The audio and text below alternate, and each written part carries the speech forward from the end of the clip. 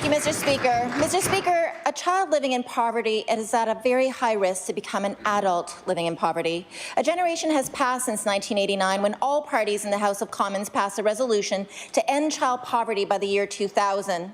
Since that time, the child poverty rate in Nova Scotia has soared instead to 19%. And in 2015, 35,890 children across this province were living in low-income families.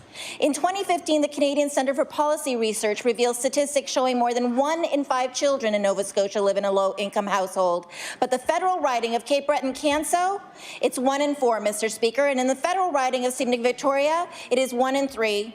Mr. Speaker, does the Minister of Community Services find it acceptable that Cape Breton has among the highest poverty rates in the province? The Honourable Minister of Community Services.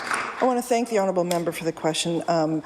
And I think it's quite similar to one she asked me in estimates yesterday. As I indicated, since that time when those statistics came out, Mr. Speaker, there have been a number of investments, both federally and provincially, and I walked her through the investments that have been made by the federal government, which included in 2017-18 nearly $600 million coming to the families of this province to assist. But in addition to that, Mr. Speaker, we've been making our investments as well, and they are not.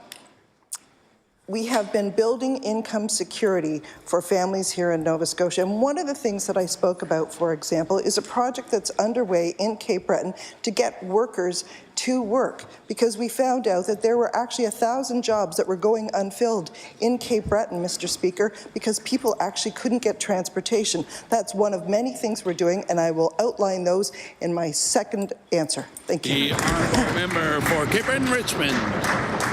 Thank you, Mr. Speaker. And yes, yesterday in estimates, as the minister points out, I did ask her questions on this. And she pointed out that child poverty on Cape Breton Island has always been an issue, referring to it as a statistical outlier. And I can tell you, Mr. Speaker, that sometimes we do feel that way.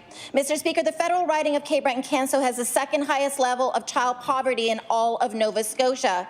My provincial constituency is within this federal riding, Mr. Speaker, and it concerns me to hear those numbers. It especially concerns me to know that children on Cape Breton Island are living in such disadvantaged circumstances.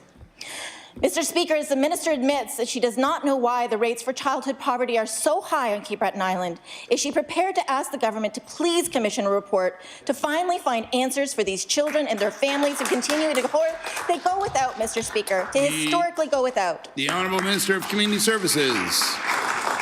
As I indicated to the honourable member, the numbers that came out recently from Statistics Canada were from 2017, which is before we began making a number of investments across this province, including things like allowing people who are living on income assistance to keep more of the money they earn when they are able to earn, Mr. Speaker. That was the first part of the standard household rate. Later this year, we will roll out the second part of the standard household rate, Mr. Speaker. But that's not all we're doing. We are taking a number of steps, Mr. Speaker. What I would point out to the honourable member, there have been things like the doubling the poverty reduction credit. There are all kinds of different things we're doing, and it's not just our department, Mr. Speaker. If we look at the Department of Education, for example, the free pre-primary program is an anti-poverty program. We know that children who do better in school and children who go through a program like this are more likely, Mr. Speaker, to do, if they do better in school, they're more likely not to have involvement with the healthcare system. We know that we have free breakfast programs in 93% of our schools across this province, Mr. Speaker. And I hope to see her back at budget estimates, and we'll talk about it more. Thank you.